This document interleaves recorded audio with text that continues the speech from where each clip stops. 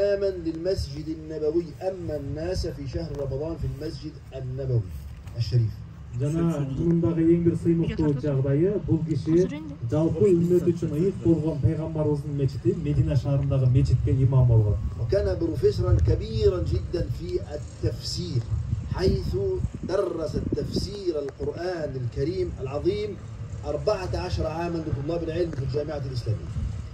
Биз мусулмандар үчүн ыйык болгон Кур'ан-ы Каримдин маанилерин түшүндүрүү илими, тафсир илиминдеги өтө кызыккан адис жана ошондой эле бул жогорку окуу жайларда 14 жыл студенттерге сабак берген жана мечиттеги жалпы жамаатка дарс окуган, лекция окуган аалым киши болгон. كان عالما ربانيا، رجل رباني له علاقة مع الله جيدة. جعل أبناءه الآن بعد موته ب5 سنوات ها هم الآن يعملون هذا المركز الكبير الذي يضم المسجد والمدرسة القرآنية وبيتا للإمام ومستوصفا وبئرا. كل هذا جعل الله عز وجل أبناءه يبرونه بهذا العمل الجليل في هذه المدينة المباركة.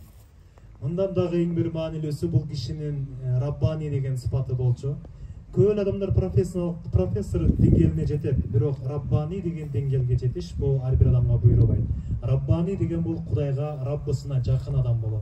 Бул кудайчыл адам болот. Кудайга болгон таквачылыгы, ага болгон даражасынын жогордугу бул дине дагы белгилүү болот. Мына ошол раббани болгон өтүп кеткен мархум инсаныбыздын балдары дагы өзүндөй болуп, жакшы чыгышып, атасынын артынан жакшы эмгектери жасашып жатат.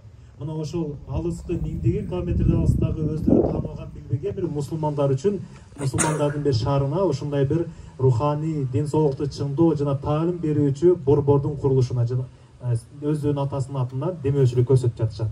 كأن الله عز وجل أراد لهذا المركز الكبير أن يكون في مدينة طلاس، مدينة البطل مناص عندكم، لتكون بها، وهذا الاسم أيضا موجود وهو بطل عندنا وبطل عندكم كمسلمين، وهو أيضا شيخ جليل. نسأل الله. تفضل. Биздин билишибизче бул Талас шаары бул кыргыз маданиятында, кыргыз мурасындагы эң бир маанилүү болгон бир Манас деген баатырдын аты менен ойкаш келип жүрөт. Манастын шаары болуп эсептелет. Андыктан ошол Манас баатырдын шаарына дагы бир мусулман бир баатырдын атынан ушундай бир имараттын келип кызматташтык, карым-катнаштын жогорку үлгүсүн көрсөтүүдөбүз. أسأل الله أن يكون هذا العمل كله في ميزان حسنات الرجل وميزان حسنات أبنائه البارين به. Аллах Тааладан суранабыз, мына ошол курулуп жаткан кайрымдуулук иш-чарабыз ушул кишинин акысына, сооп таразасына жазылган болсун. Жана ошондой эле ал кишинин артынан жасап жаткан балдарынын дагы сооп таразасына жазылган болсун, Аллахтан тилейбиз. ونختم بأنني فرحت جدا بأن هناك اهتماما كبيرا من أعلى قيادات الدولة موجودون هنا، فهذا أيضا يدل على الاهتمام بهذا المركز وبأنه سيكون إن شاء الله عز وجل مناخ